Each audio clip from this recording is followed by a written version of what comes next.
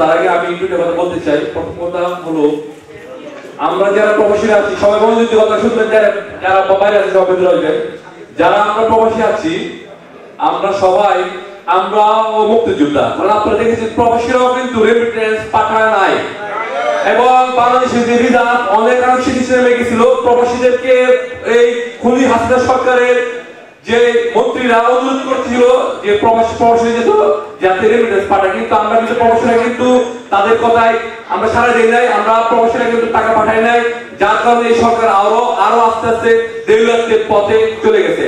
আমি শুধু একটা কথা বলবো, যারা আমরা প্রবাসীরা আছি আমরাও মুক্তিযোদ্ধা, যারা আজকে আপনারা এখানে উপস্থিত হয়েছেন, যারা বিগত আন্দোলন সংগ্রাম আপনারা ইউরোপের বিরুদ্ধে উপস্থিত ছিলেন, তারা সবাই মুক্তিযোদ্ধা।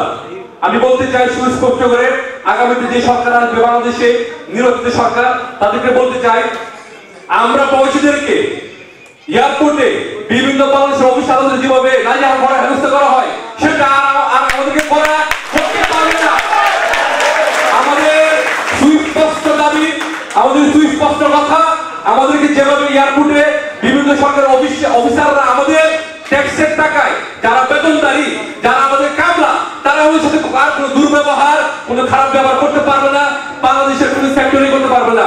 পাশাপাশি আমি বলতে চাই বাংলাদেশের বাইরে যে রাষ্ট্র, বাংলাদেশের বাইরে যে এম্বাসিগুলো আছে সেই এম্বাসিগুলি ওনাদেরকে বলতে চাই আপনারা কোন দলের না, আপনারা খুনি হাসিনা, আপনারা সবাই আমাদের সাথে ভালো ব্যবহার করবেন, আপনাদের দুর্নীতি বন্ধ করতে হবে। যদি আপনারা আপনাদের দুর্নীতি বন্ধ না করেন তাহলে আমরা বাংলাদেশে যেভাবে জবাব দিয়েছি আপনাদেরকে এভাবে জবাব দেব ইনশাআল্লাহ।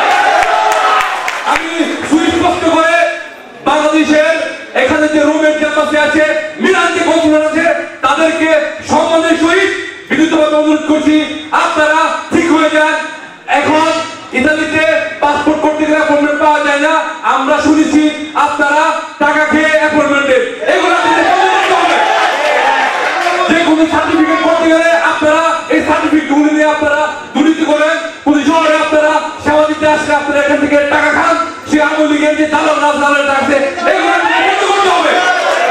যদি এগুলো আপনারা বন্ধ না করেন তাহলে আপনাদেরকে এই প্রবাসী মাটিতে ইতালি থেকে আপনাদেরকে বিতাড়িত করা হবে। আমি সুস্পষ্ট করে বলে দিতে চাই যারা এম্বাসির দায়িত্বে আছেন আপনারা প্রবাসীদের সাথে সুন্দর ভালো ব্যবহার করবেন, ভালো করে সার্ভিস দেবেন, আমরা আপনাদেরকে সম্মান করবো, কারণ আপনারা আমাদের বাংলাদেশের গর্ব। আর যদি দুর্নীতি করেন আজকের পর থেকে, যদি কোনো ধরনের কোনো টাঙ্কিবাজি করেন, কোনো ধরনের কোনো দুই নম্বরী করেন, সেটার জবাব এখানে যারা আছে সমগ্র ইতালির প্রবাসীরা দেবেন ইনশাআল্লাহ।